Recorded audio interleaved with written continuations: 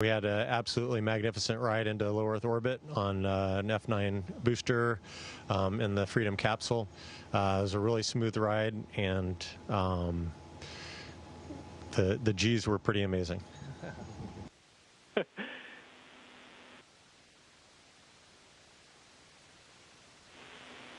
Bob, I saw you smile about G's. You know about G's? Smile about G's. You know about G's? Yeah, it was pretty amazing, especially, you know, one of the things we used to say in fighters is, down low, the faster you go faster, the faster you get faster. This was just the opposite. The higher we got, the faster we went, the faster we got faster. And it was just incredible, that ride, especially on the second stage. It was just really eye-watering. It was awesome. And there's another rookie on board. Oh, Samantha. Seasoned astronaut. Go ahead.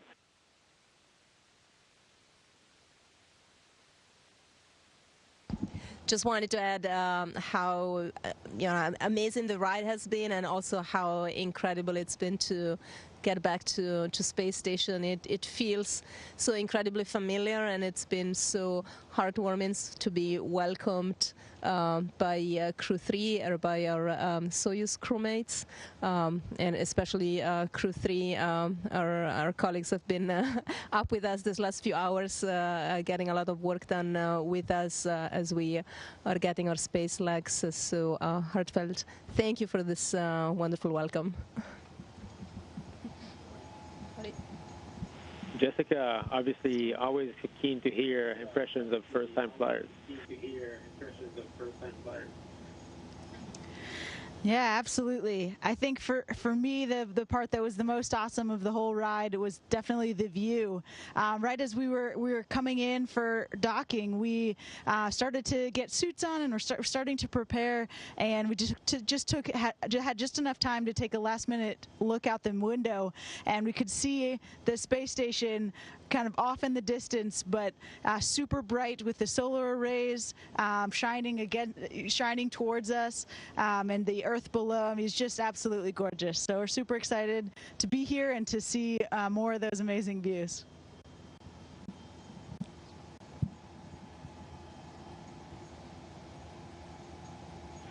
Any words on what do you foresee for the mission ahead?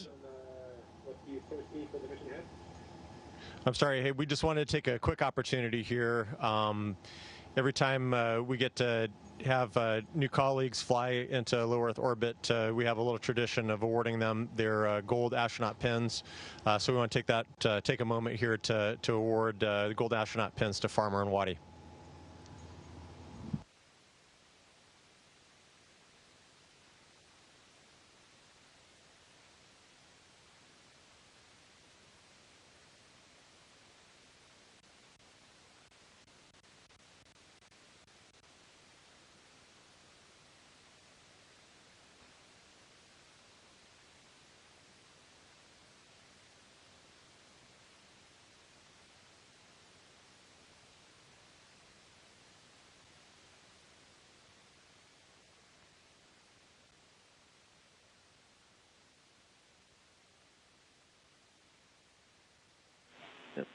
Congratulations. We've got from all the centers. Weeks of...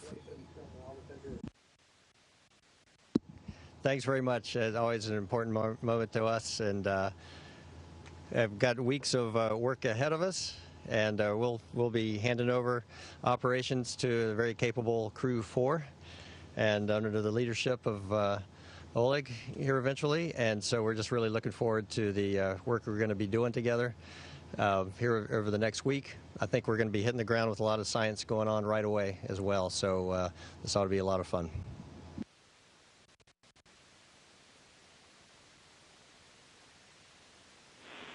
Well, very good. Thank you all for your time. I know you're very busy up there. I don't know if there's any closing remarks anybody would like to share.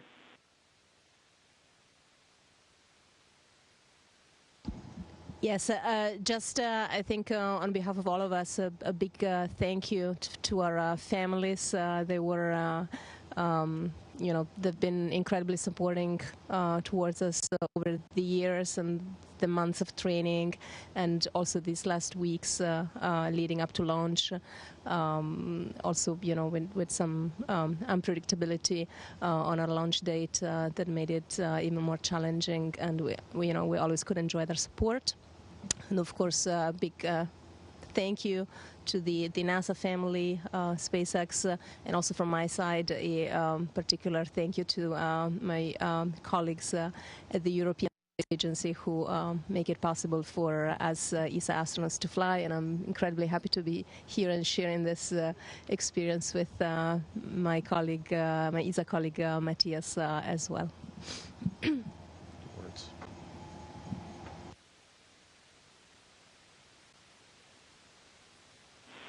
Well, thank you. That concludes the event. Station will now be resuming operational audio communication. Godspeed.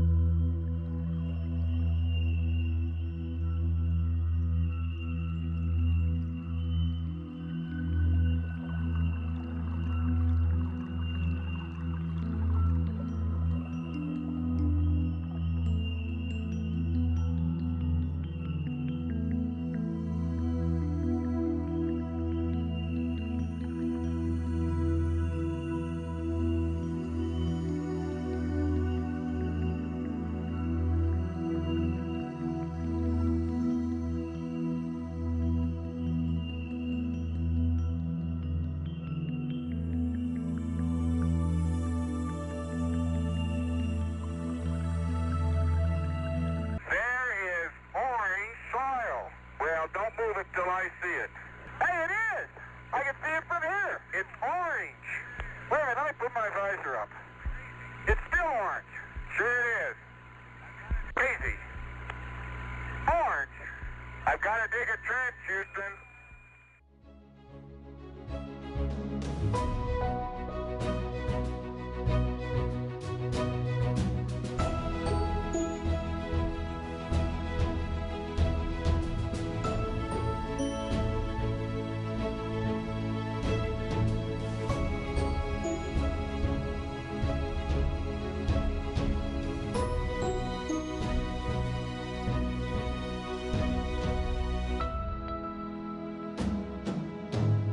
Greenland, a massive ice-covered island in the northern Arctic, a land of pristine waters, enormous glaciers, and ancient geology, and for some, the site of a hotly contested claim of the oldest signs of microbial life on Earth.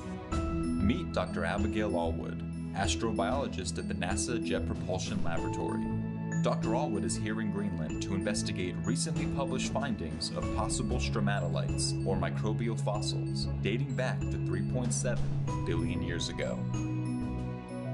It's always when I go and see some rocks and outcrops in the flesh, that it's so much more eye-opening and informative than it is to read about them in papers. And absolutely the case with this one. When I came to see them after that paper was published, I very much doubted that interpretation, and I thought, well, we need to do two things. One, we need to put a paper out, and secondly, we need to do a workshop and bring a lot of people out here to also see what their opinion is, reach some sort of a consensus on what the right interpretation was. Extraordinary claims require extraordinary evidence, and a finding like this requires further investigation. Dr. Allwood has gathered a team of astrobiologists and will now travel by helicopter into the wilderness of the Ishua Greenstone Belt.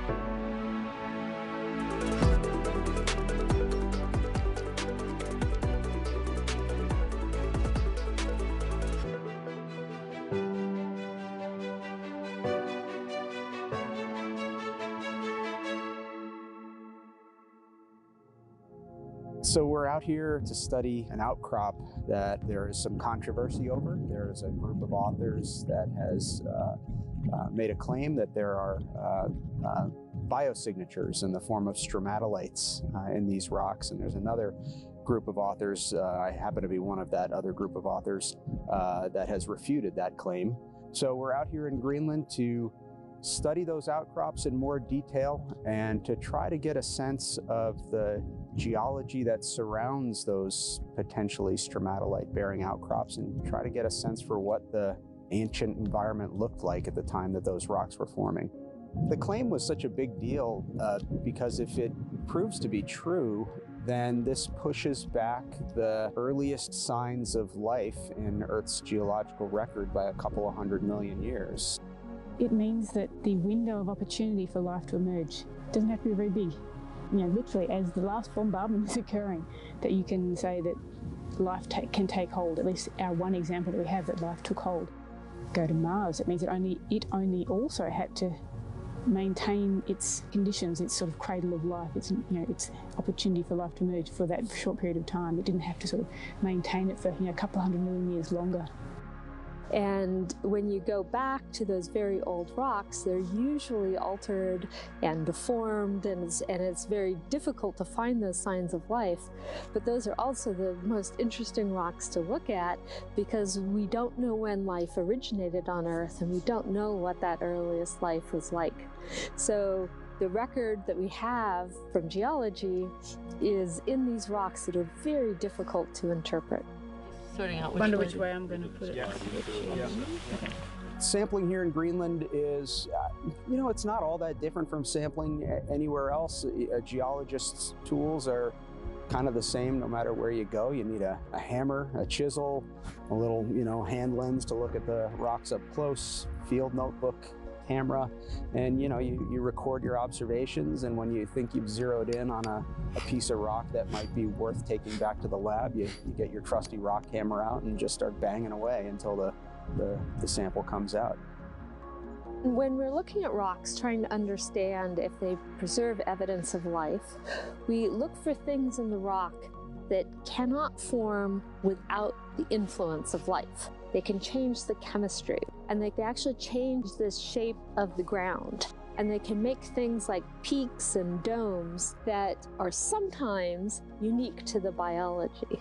Again, I think here what you need to do is look at the context of the rocks around those stromatolites and try to get a sense for what that geology is telling you. So this is our sample here. Came from the outcrop. We've got that in the sort of cut and polished base there. And if it was really a cone-shaped structure, then you shouldn't see it on the back of the sample. You shouldn't see it in the back of the hole there. That's about 14 centimetres depth hole, and you're still seeing the structure there. So it's not a cone, it's a ridge. If you can sort of reconstruct that in your mind.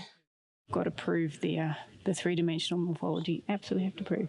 It's the same story. You can see the structure at the back of the hole there. It's maybe 15 centimetres or so.